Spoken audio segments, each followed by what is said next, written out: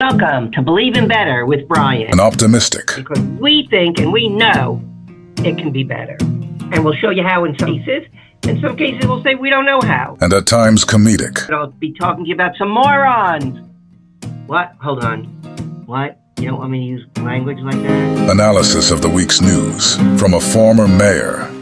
Welcome to Believe in Better with Brian. And I'm your host, Brian. Oh, my flag is a little thing. There it is. Okay. Brian Levine. I'm Believing Better with Brian because we believe things can be better. And not only that, you can help make it better. We're right here at GCD Network, gcdnetwork.com. And thanks as always to my producers, Sam and Giancarlo, for putting all this together and making it work. So we've got a few good things for you here today. It's Thanksgiving week. So first we'll be to our mug of the meeting. Then we'll tell you a little bit about law enforcement. I love our men and women in blue, but sometimes it goes awry, and I'll tell you how one of them went awry. Of course, there is a political end today. And at Foreshed, I'll be talking to you about some morons. What? Hold on. What? You don't want me to use language like that? Okay. All right. I'm being told I can't use words like morons. Okay. So I'm going to tell you about moronic people. Okay, that's better, I think. I'm going to tell you how that goes. A few things about that. Certainly politics, the presidential election, which passed, a lot of news going around on how this is shaping up. Then we'll talk about the economy a little bit, only a small aspect of it, and how it relates to Thanksgiving, which is approaching. I'll tell you about political correctness. Run amok! Science and politics. Sometimes they meet, sometimes they don't. But if you're scientific, the twain should not meet. Then we'll put it all together and give you the nice quick summary, the Reader's Digest version, as we say, of the election. And then we'll have another segment of things your father should have taught you. Great show, something to learn, something to be entertained. And again, Believe in Better with Brian and how you can help make it better. Let's get our mug here first. My mug with a little bit of a heavy heart today.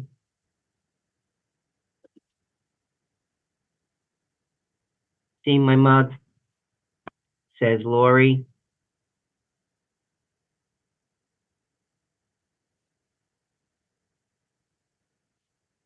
Lori was my late wife, who I lost just about a year ago.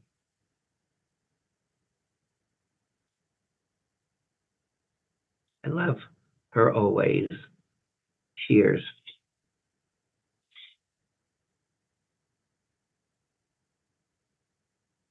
So because I lived a little, I'll give people a little bit of relationship advice. In a partner, a close friend, but especially a partner, look, always, as best you can, be honest. Be friendly. There's no need to be harsh or hurting or insulting. Try and be helpful. Seek first to understand the person and then to be understood. A lot of people have the opposite. They want to tell their story. They want someone to understand what's going on. Seek first to understand. Be forgiving. No reason to hold grudges. Be a little bit playful. Don't take everything so seriously. Be supportive of the person and be interested in him or her. Don't just give it lip service. With your heart, your mind, really, really be interested. And that's going to go a long way towards good relationship. That's our mug. Usually I hold it up, and I didn't this time, the whole time, to Lori.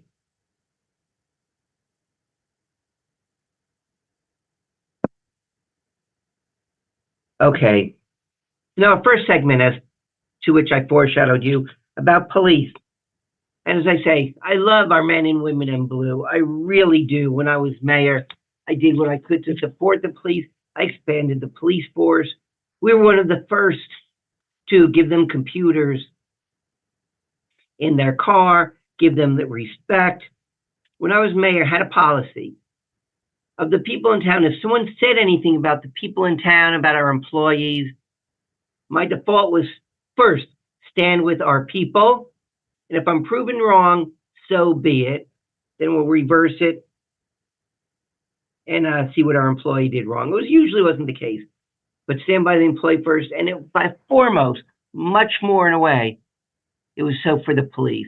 Stand by our police first. There were some controversies, and sometimes I'd go in the audience and sit with them to show them my support because they were a great group. They are a great group still. Sometimes, though, you get some bad policing, and sometimes some moronic and deadly policing. We've seen few examples of that in the news. Here's another one. This one out of New South Wales, Australia. There's a police officer, technically, they called this guy a senior constable, Christian White. This past week was found guilty of manslaughter for, get this, shocking a 95-year-old woman with a taser. Give me a break. Oh my goodness. Here's the background. So the woman, Claire Nolan, she's a great grandmother. She's in, I think it was a nursing home. She had dementia. So she didn't quite have it all together. She used a walker. She was all of 5'2" and 95 pounds. So picture this. Old woman, great grandmother, 95, 5'2", 95 pounds, and going around with a walker. So Mrs. Nolan was walking around with a steak knife. Well, she had one in her hand. Police came, they told her to drop the knife. And she was inching towards them. She was 95 in a walker. She was millimetering towards them. They couldn't even inch towards them. This police officer, Christian White, told her put it down. She, of course, did not. I say of course because how many times do I have to say? She's a little old, poor lady with dementia. She probably didn't even comprehend what was going on. Or she thought something else was happening because she couldn't comprehend. So he discharged his taser on her. 95-year-old woman. She fell down, of course. She's unsteady on her feet. She has a walker. She fell and hit her head on the floor, and she died. So tell me, was he in fear of his life? That's when you use your weapons. She's moving. She had a kitchen knife. She probably couldn't even hold it steady. She was with her walker. Inching. He could have moved aside. He could have waited her out till she was too tired and dropped it. He probably could have gone over and taken it out of her hand. But no, he had to shoot his taser. That's what it's called. So in court, his lawyer argued that it was a proportionate response to what she did. Damn it! Give me a break! Oh my goodness! No, I know lawyers have a license to steal. Do they have a license to lie in court also? Oh my goodness. So he could get a 25-year sentence. He was convicted of a jury manslaughter. His sentence could be up to 25 years. When they're chasing little things around for decades, it had to be tens, hundreds of billions of dollars wasted chasing marijuana and crimes and possession. And now it's basically legal around the country. And things like this, money wasn't put into training the darn officer. Give me a break. I love our men and women in blue, but when you make a mistake and it's over the top, where was their training? Moronic people. So speaking of moron, now let's call on moronic governments. Who in particular? Today I'm calling out United Kingdom and Canada. Don't get me wrong, I love these nations. Free, Western, free press, democracies. My mother is from Canada. I still have many, many relatives in Canada. But if you can't criticize your friends, if you can't call your friends morons, then who can you call a moron? That's one of my old sayings. So why are these people in these countries morons? Because they have threatened to arrest Benjamin Netanyahu, the Prime Minister of Israel, if he sets foot in their country. Because the International Criminal Court, who the U.S. and Israel do not recognize, are not a part of it. Because they know a bad thing, like the United States when we see it. And Senator Lindsey Graham says he may propose sanctions against them for putting this in place. And people, forgetting if you like his politics or not, people wonder why Donald Trump won. Here's a reason. Because he and his followers sometimes are just common sense. Not politically correct, we're going to get to that in a moment, from some other issue, but saying, come on, guys, this is a leader of a Western free democracy. Palestinians can be in the Knesset, their parliament. They have freedom. Women have equal rights. They have such equal rights, militarily more than any other country. They serve in the army in all capacities. And because the International Criminal Court, a stupid, useless organization, says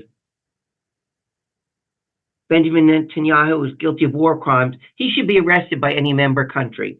Now, to be fair, the leader of Hamas was also sanctioned in that way. But let me get this straight. If you want peace talks and the two leaders of those organizations, Hamas and Israel, can't be in your country at the same time, how are you going to do peace? Don't be so stupid. What are some... Okay, so they did issue an arrest warrant against Vladimir Putin on March 17, 2023. Hey, St. Paddy's Day. What a good day to convict Putin. You know what he basically said? I don't think this is the quote, but he basically said, oh, you're going to arrest me if I go in your country? Kiss my shamrock-laden ass if you want to arrest me. But I think in essence. So what about other countries? There's North Korea, there's Ethiopia, there's Afghanistan, there's Cameroon. These are so many who've had problems. Don't you get what happened in Israel and Gaza? Where's your outcry and pushing for releasing the hostages? Look, death is terrible in this region. No one likes the hurt, the death, the suffering. But this lies squarely on the doorstep of Hamas. Hamas breaks international law, international standards by putting their military in civilian targets. You're not supposed to do that. You're supposed to keep them separate. So when you're getting at the military target and Israel tells them, I'm going to attack this area, get your people out, and don't be hiding your military within resident populations. And they break it, the rule, and then there's a bombing, then they blame Israel when it's squarely on their shoulders. And I have to hand it to the future Secretary of State, who says the same thing. Just like the students and faculty, many of them, not all, but many on college campuses are morons too. Today's podcast is full of morons, right? Okay, so, because they say, oh, queers for Palestine, or Israel, get out of there, or Israel from the river to the sea. Most of them don't know what river and which sea it's about. It's Jordan River to the Mediterranean Sea, by the way. They don't know the history. They don't know the politics. They know what's going on. They don't know that Israel's the democracy, that Israel was attacked. Or maybe it's just stupid anti-Semitism that makes them do that. But and I don't like Vladimir Putin. I think he's stupid. But in essence, and he said, kiss my rear end on St. Patrick's Day. He didn't say that, but that's what I'm interpreting. There's where it was right. So let's go to politics. Let's hit it quickly. So why did Donald Trump win? And this will be debated for decades, maybe even centuries.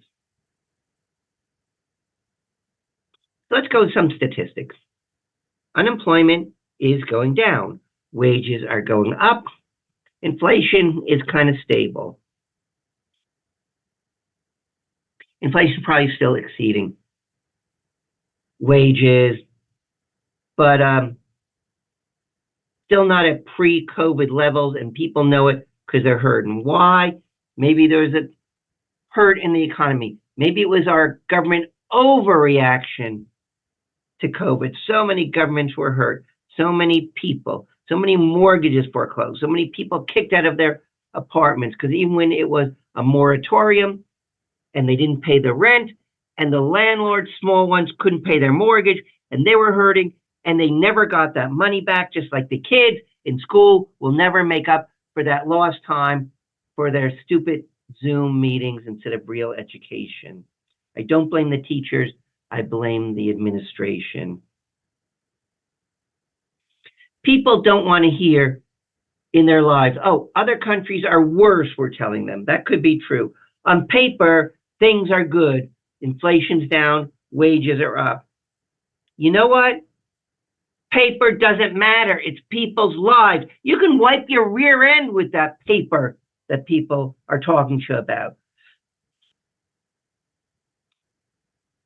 That's with the economy part. Let's see why also Donald Trump won. And again, you may like him, you may not like him, it doesn't matter. Fact is, he won. He expanded his coalition amongst almost all groups. 46%, nearly half of Latinos. People are saying, oh, he's going to lose it because of what he's saying about the border. Almost half of Latinos, strong Democratic stronghold, went for Donald Trump. Women's vote. Joe Biden got 57% of the vote. They said, oh, Kamala Harris is going to sweep women's vote. That's going to get her in office. Joe Biden, 57% of women. Kamala Harris, 53%. She got less than Joe Biden. Ticket splitting occurred. Some people voted for Trump and then went Democrat for the rest. I know about that. When I was mayor, the 3-1 Democratic town, a lot of ticket splitting. That's the way I won. People would vote. I ran on the Republican ticket, Democrat, Brian Levine, and then come back to the Democratic column. As I see it, 25, 30% split their ticket and came back. So if you can give people a good reason, which I did, I think, to vote for me, then that's a good reason to do it. So let's look also at the economics. Let's say Thanksgiving. Butterball turkey, there were rumors. People for the ethical treatment of animals, PETA. They resurfaced a 20-year-old video saying Butterball employees sexually abused turkeys and caused a stir online. What?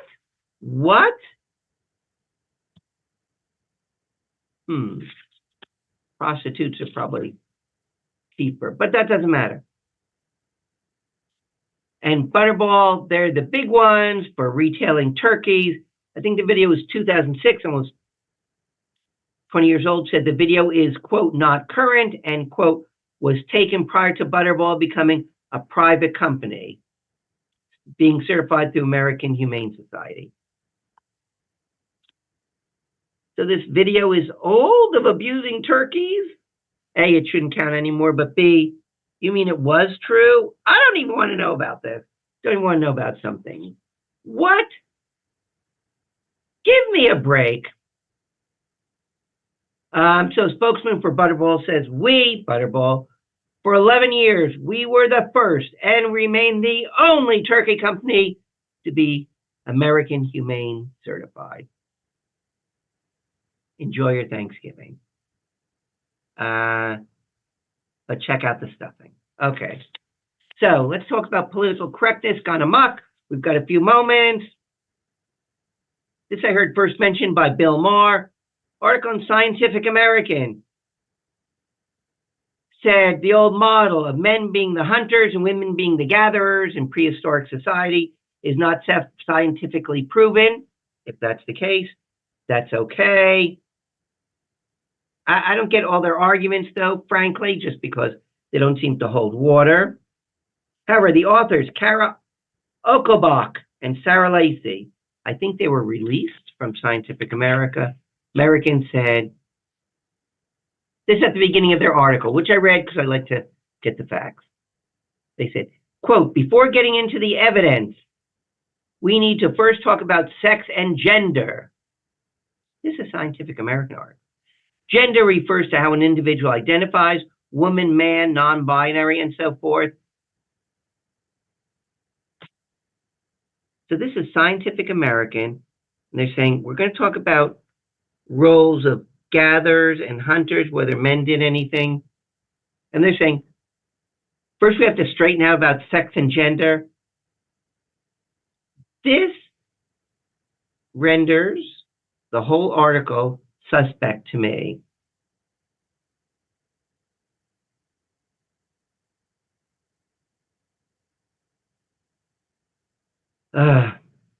So